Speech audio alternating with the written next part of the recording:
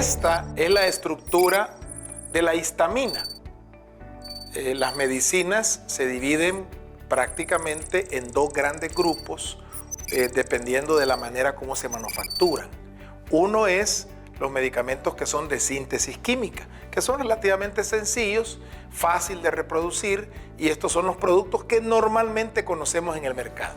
Sin embargo, hace algunos años se comenzó a utilizar a los seres vivos como plantas para elaborar medicamentos. Es decir, la fábrica que iba a elaborar el medicamento era un ser vivo. Puede ser una bacteria, puede ser una alga, un hongo, o pueden ser células de animales, de mamíferos. Estas plantas, obviamente es un proceso enormemente complicado, pero al final producen medicamentos que son complejos. Imagínese usted, por ejemplo, una proteína, que es precisamente de las cosas que se hacen en esas nuevas fábricas, y a ese proceso se le conoce como biotecnología. Nosotros tenemos, para comenzar, una estructura que es un aminoácido.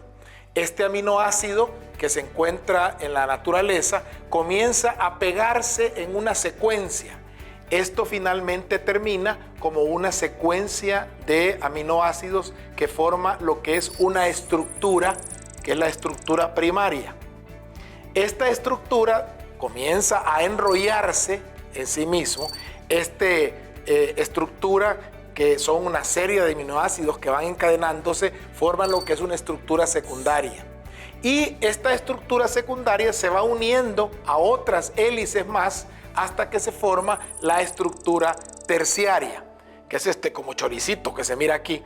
Es la estructura terciaria, que se sigue haciendo más compleja hasta que finalmente se forma lo que es la estructura cuaternaria, que son esta serie de estructuras terciarias que se van uniendo. A esto finalmente se van añadiendo más estructuras, y estas como pelotitas que se van viendo, que al final se vuelven enormes. Esto es lo que es la estructura de una proteína. Imagínense lo que significaría el hacer en un laboratorio una proteína tan compleja como esta.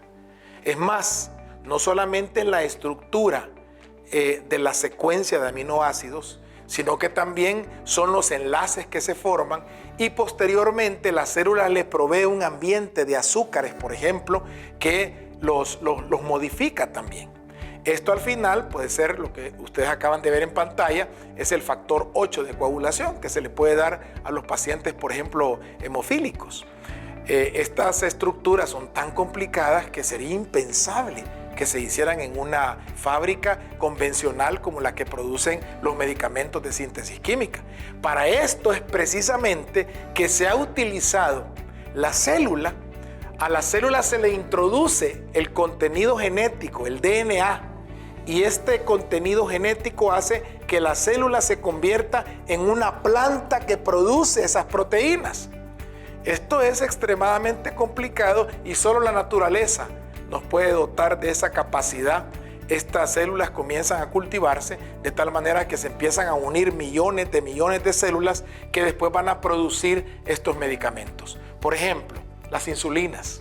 Las insulinas, que son producto precisamente de esta ingeniería recombinante genética que nos ha permitido realmente transformar la vida de los diabéticos. Aquí también hay tratamientos para el cáncer. Por supuesto que esta tecnología es carísima y estos productos normalmente son muy caros. Pero con el tiempo se va a ir mejorando el rendimiento y vamos a tener estos medicamentos mucho más accesibles a la población. Muchas gracias y que Dios les bendiga.